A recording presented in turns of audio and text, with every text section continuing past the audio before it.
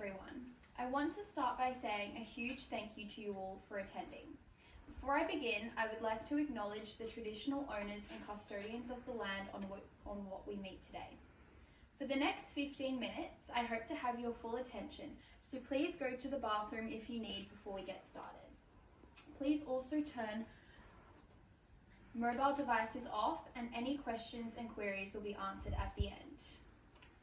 Today, I will be demonstrating how to lift a heavy box safely.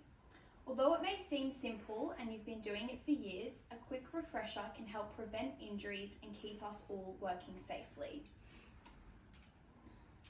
Here at Terry's Toweling, we make sure that we follow work health and safety considerations to keep our employees safe. Workplace health and safety laws are designed to ensure the safety and welfare of all workers, especially in higher risk environments like our Terry Toweling factory. For us as employers, it is our responsibility to provide you with a safe working environment. We must provide training and instructions, as well as identifying and managing risks. For you as employees, it is your responsibility to follow safety instructions and procedures, report hazards or injuries immediately, and take reasonable care of your own health and safety. Today, there are 3 main points I would like to cover: identifying and preventing potential hazards, how to lift the heavy box safely, and what to do if an incident occurs. Let's talk about our first topic, identifying and preventing hazards. When lifting heavy boxes in a factory setting, several hazards can increase the risk of injury, so let's go through them. Identifying and preventing hazards in the factory is critically important for several reasons, including protecting workers' health and safety, maintaining productivity and having a smooth running environment, and improving employee morale and retention so that workers feel valued and their safety is prioritised. Some of the hazards you may face are inadequate training, so employees not knowing the proper lifting technique or not asking others for help. Another one is lack of personal protective equipment. You must ensure you're wearing appropriate clothing and covered shoes. As you can see, I'm in active wear, which allows me to move around freely and my feet are protected.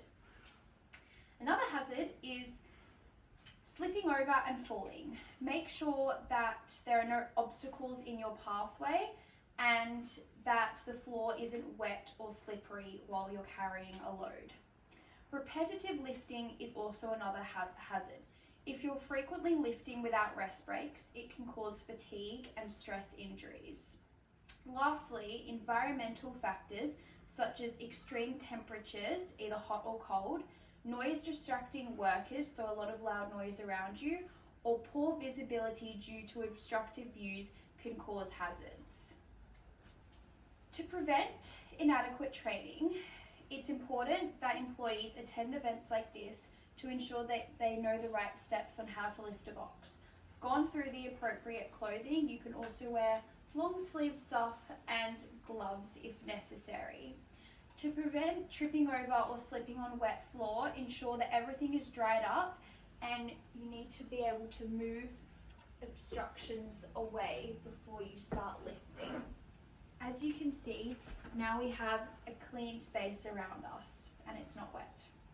Repetitive lifting is also another issue. Make sure that you ask other employees around you for help if needed and take rests between lifting heavy boxes. Environmental factors are a bit harder to control, such as extreme temperatures, but it's always okay not to lift the box and do it another day when necessary. Noise distracting workers, you can ask people to turn music and stuff down, and poor visibility may be like if you're wearing sunnies, you need to take them off because it will be too dark to see properly. Now that we've covered identifying and preventing potential hazards, it's time to move on to actually lifting the heavy box safely. So, step 1 is to assess the situation. Check the weight of the box. Is it safe to lift alone? Inspect the box for sharp edges, leaks, or unstable contents.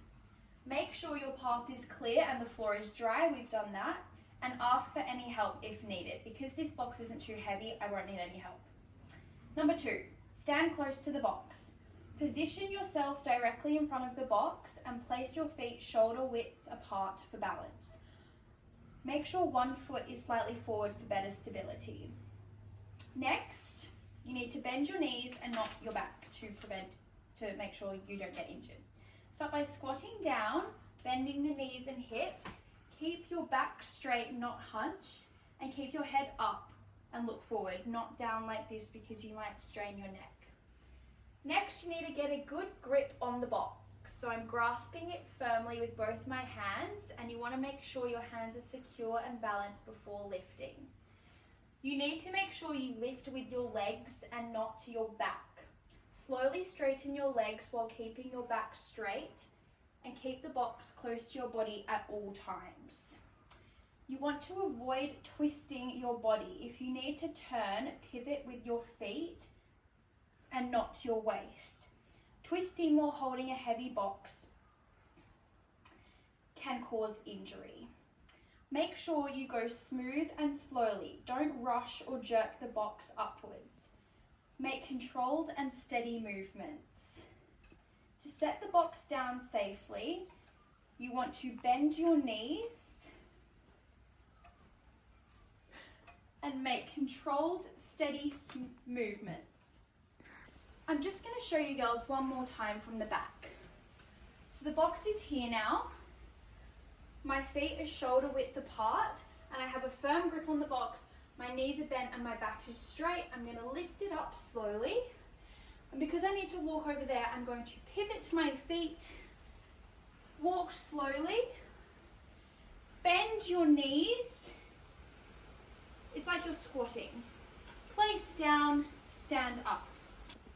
Lucinda, how did you feel about lifting that box and how do you think you went? Well, before you told me to squat properly and fix my position, my neck was a little sore from bending over. Great, that's a great example actually. So you just need to make sure that you're looking forward, okay? And that your back is always straight and your knees are bent. Another tip that there is you doing some stretching before lifting a heavy box is really important. So you want to circle your wrists, stretch out your legs, and maybe bend down to stretch your back. Perfect. Thank you, Lola.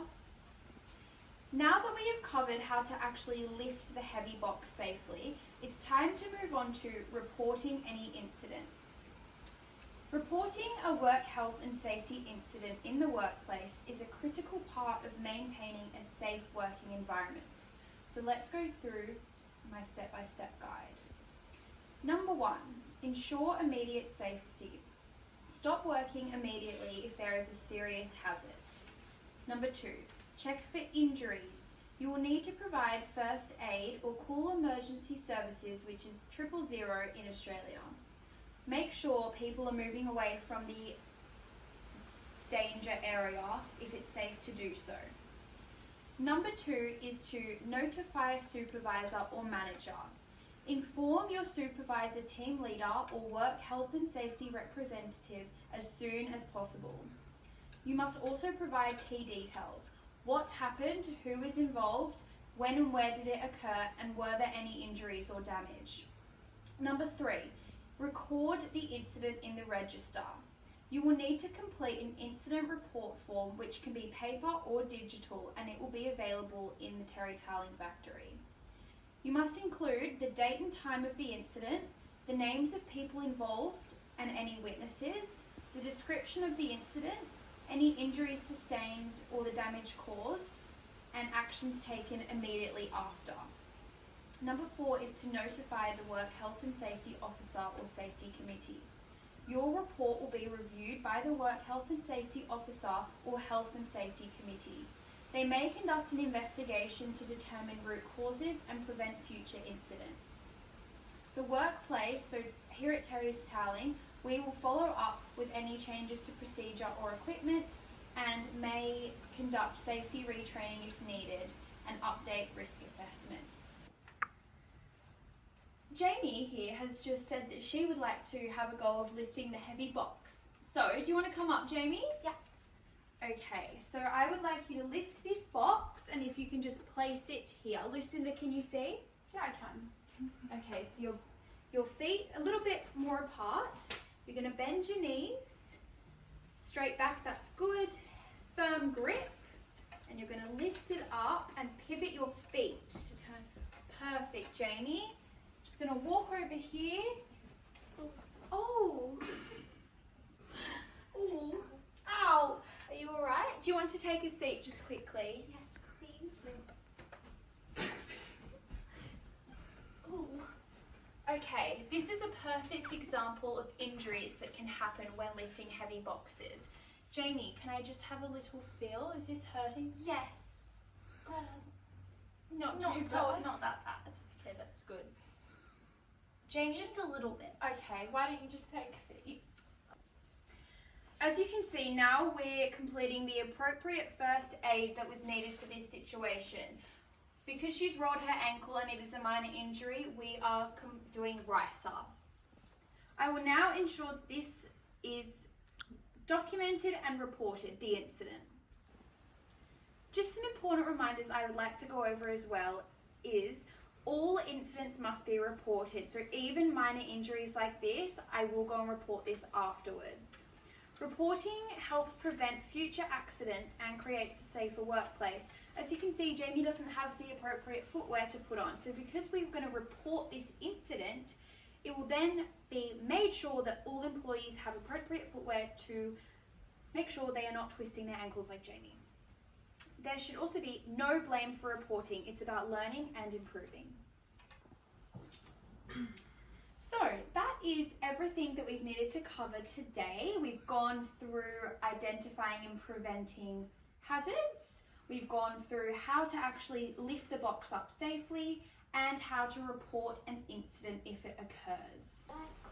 I would like to say another huge thank you for my lovely Terry Tally employees for attending today. I hope you have learnt a lot. It's been great to have you here, and I really hope that this has helped you and you feel a lot more comfortable lifting heavy boxes in the workplace. Now, does anyone have any questions for me? Yes, Lucinda? What happens if the box is super heavy and I can't even lift it up myself? Like you can't even get it off? No, the it doesn't surface? budge. Okay, so in that situation, the best thing to do is don't even try.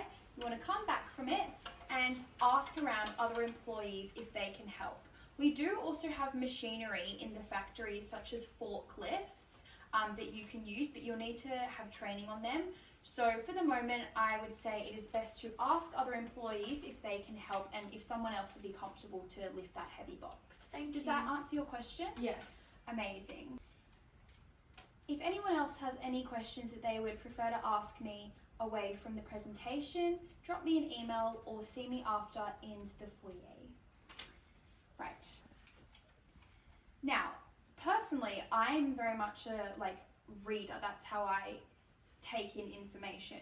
So if anyone else is like me, I've made you all some pamphlets. Have a little flick through when you get home. Keep them safe. Maybe even bring them to work. Now, guys, I'm going to let you go. I know it's been quite a long morning. There is an evaluation table that has been emailed to you. If you have some time later, it would be greatly appreciated if you filled it out. Any tips, anything you didn't like, you did like, can make our presentations better in the future. So that would be greatly appreciated. Just check your inbox.